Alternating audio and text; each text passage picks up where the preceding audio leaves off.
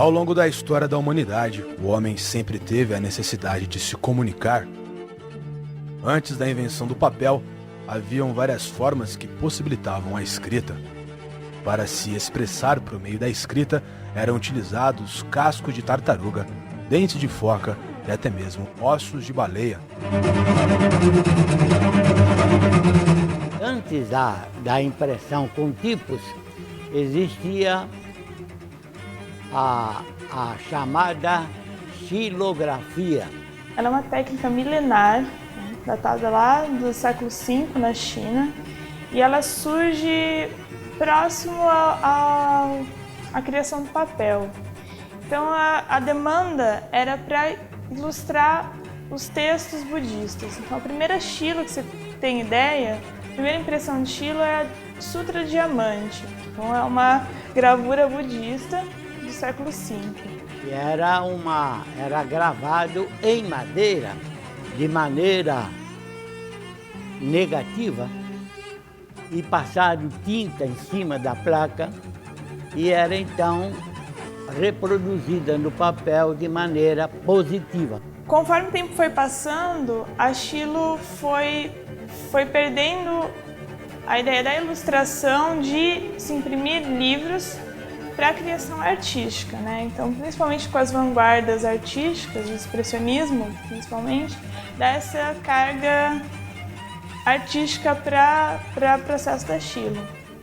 Após essa invenção, surgiram muitas formas que possibilitaram o avanço da impressão, mas a principal, e que revolucionou não apenas a técnica de impressão, mas a literatura, foi a prensa de tipos móveis, inventada em meados de 1455 por Johannes Gutenberg, considerado o pai da impressão.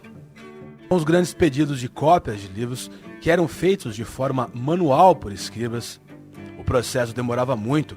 Naquela época, o preço de um livro era de uma fazenda ou vinícola.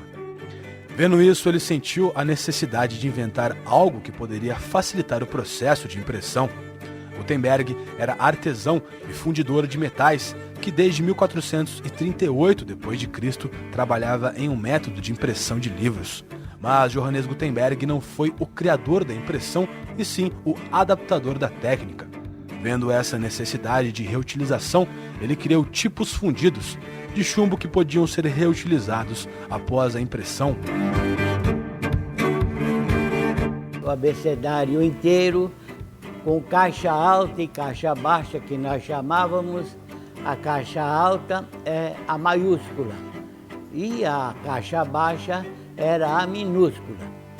E aí a gente compunha as palavras letra por letra numa peça de bronze que se chamava, ou se chama até hoje, componidor. Fazia-se a montagem e com esses tipos, que também eram fundidos em negativo. Então havia ainda a confusão que o P era o B se confundia com, né, porque de maneira negativa ela se confundia e a gente até ficava meio perturbado da ideia. O marco, na minha opinião, a respeito de Gutenberg foi a forma como ele processou isso. Não só o fato dele ter criado algo que revolucionou toda a história da humanidade, que é a impressão. Após 4 anos de muito esforço, Gutenberg finalizou um trabalho que consistia em 200 exemplares, que foi a Bíblia. Acho que a Bíblia de 42 linhas foi assim a sua maior obra, pelo acabamento, pela forma como foi feita. De todas as suas obras, essa especificamente foi o grande marco de Gutenberg. A impressão passou por vários processos até chegar à impressão offset, que significa o deslocamento, pois o processo de impressão é feito por 4 cores, chamados CMYK. Cada cor é composta por uma bateria que juntas podem formar qualquer cor.